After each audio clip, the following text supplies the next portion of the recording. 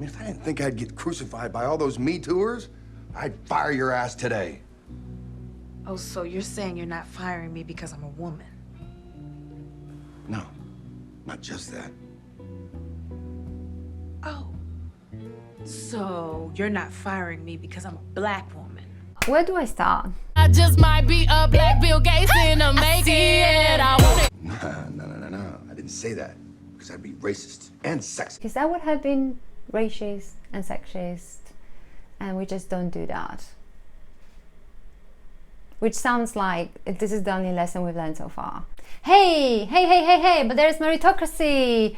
People can say, okay, all right, I'm like, meritocracy deserves, actually merits an episode on its own. What all we've learned from the discussion about diversity and inclusion is that there are certain things we mustn't say, and there are certain characteristics that we must hire. So either we're not being taken to the employment tribunal, and so it looks good from the PR perspective. And I'm being a little bit sarcastic in here. I know there are organizations who deeply care and lead the way, and even if they don't get it right, they try to figure it out. But Ursula, you know, the message from many of these leaders is we are working on it. And I know a lot of them, and I know genuinely that a number of them are. But is it at the point where you've talked before about, you know, can corporate America keep policing itself?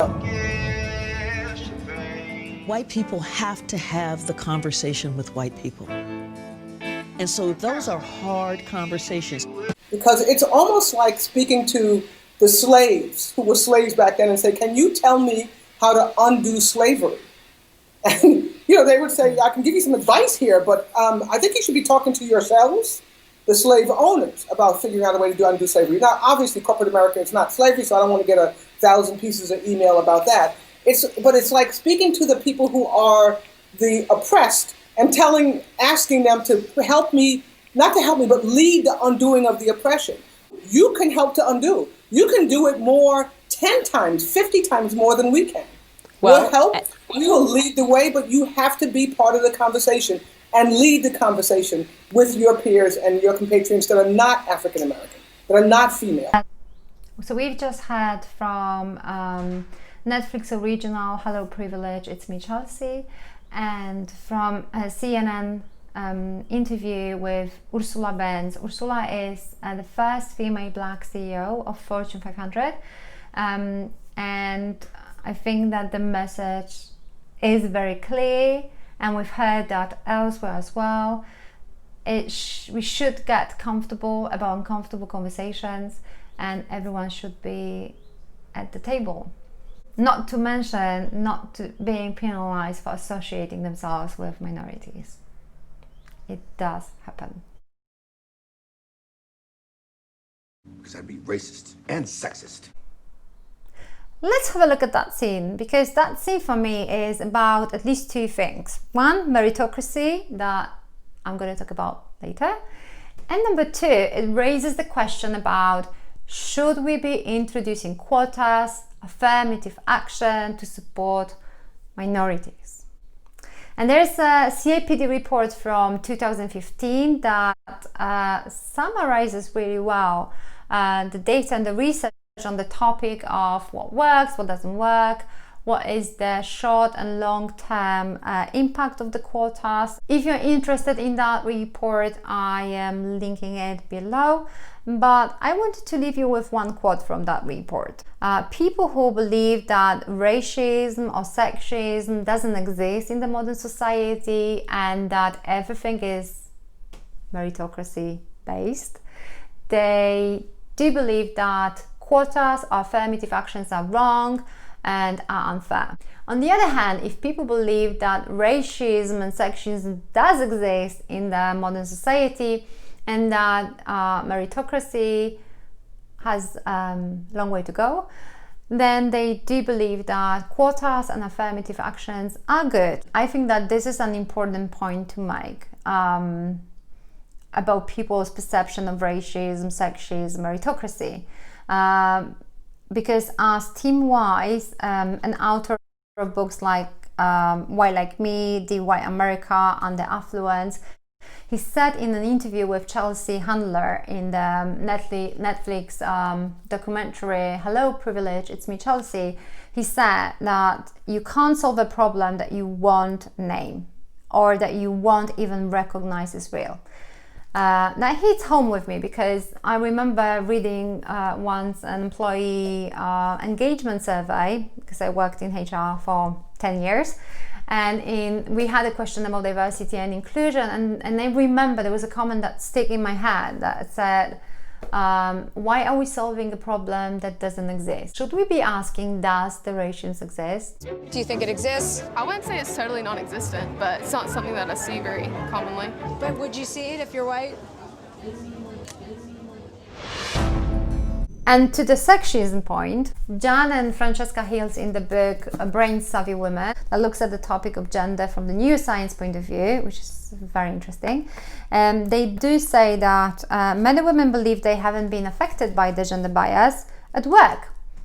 And that's because they are so used to status quo, that they are so conditioned to micro inequalities, language, behaviors, that they don't notice that themselves. If women become gender bias blind, it's even less likely that men would see it because they benefit from the gender bias.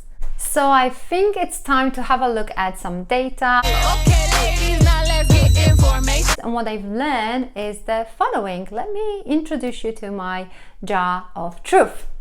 So this jar has 500 chickpeas. I know it's called chickpeas, but it's just because I didn't have anything else that would be suitable at home. So this jar represents 500 CEOs of the Fortune 500 companies in the USA. I did count them, it is 500. So let's open it and see what data tell us. In 2000, there were only 2 female CEOs, and none of them was black. And in 2020, we now have 1, 2, 3, 4, 5, 6, 7, 8, 9, 10, 35, 36, and 37. 37 female CEOs of the Fortune 500, which is 7.4%. We've made some progress. Mind you, this is over 20 years. None of them is black. There have only been 2 black female CEOs of Fortune 500 companies ever. The first one was Ursula Benz, who became a CEO of Xerox in 2009. So, whilst there has been some progress made over the 20 years, but putting this into perspective, the gender ratio female to male is approximately 50%. So that probably raises the questions of meritocracy. Again, is it possible that so few women are capable of becoming CEOs of the Fortune 500 companies and held leadership roles, because the data for leadership roles isn't much more impressive?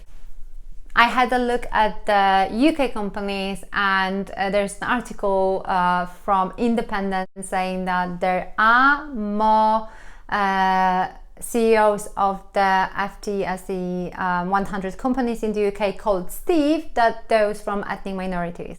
It's a very interesting report. Have a look at the gender gap and the gender pay gap, which is, I'm not saying shocking because we know those things. It just tells us how much more work is there to be done. Speaking of which, the prognosis of closing the gender gap is that it's going to take us 80 to 100 years to close that gap. Just to touch the surface, I'm going to quote research from the book Why Do So Many Incompetent Men Become Leaders, and that says that Harvard University conducted research comparing 400 large US firms and the gender composition of boards, and they found that although adding more women to the board did not change the firm's performance, it led to a decrease of the firm's stock valuation. These findings highlight an alarming reality. irrespective of the actual performance differences between men and women, people, and in this case investors, are unlikely to change their beliefs. And beliefs drive decisions. Let's wrap it up.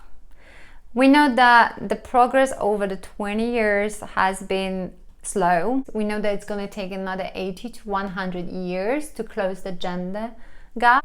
And we also know that the bias, gender bias, is one existent and it drives decision. And on the other hand, not everyone is aware of that or of its impact. Therefore, the original question was, should we be introducing quotas and affirmative actions? To answer this question, I want to give voice to Ursula Burns, the first female Black CEO of Fortune 500 companies. In this interview, she mentions that her view on the quotas has changed. So let's have a look and let's listen to her how and why. And the second voice I wanted to give to Thomas Charo Premusic, that has a very firm belief on that topic as well. Why is that so persistent when there has been voices calling for progress there for so long? Do we need to see hard, arbitrary targets to actually make that change?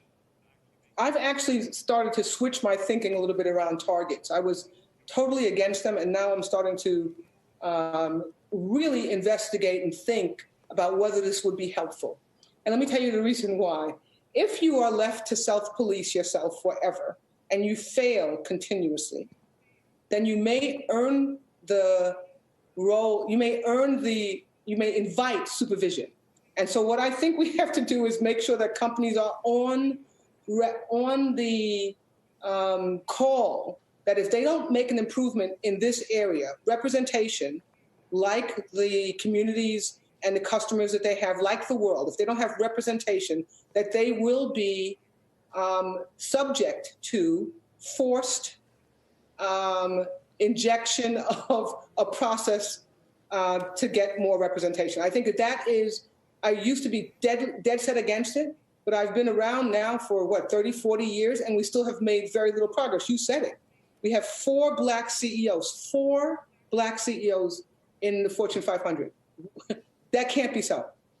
There has to be more than 4 of us who are qualified to do these roles. So I think we may be switching. I think we're at the last step of what I call voluntary compliance. If we can't start to improve this representation for women and for Blacks, then I think that we may be forced to do what Europe has done, or is about ready to do, or is doing, which is to say, you have to have this many women on your board of directors. You have to have this kind of representation. It would be a really sad state if we get there, but if we don't do it voluntarily soon, I would be marching down the streets to say, yes, we should do it by edict. Are you in favor of affirmative action? Do you feel that we should use affirmative action to increase the number of women in, the boards of Fortune 500 companies, for example? Or do you think that there are problems with affirmative action? I think in an ideal world, it wouldn't be needed, because the best gender diversity intervention is to be blind to gender and focus on talent. And that if you do that, it's actually sexist against men, because you will end up with a slightly higher proportion of female leaders than men, because you look at the qualities that predict performance. Having said that, I am not naive enough to think that that will happen anytime soon. So I think positive discrimination done as early as possible can help us get there faster. She got balls, big lady balls.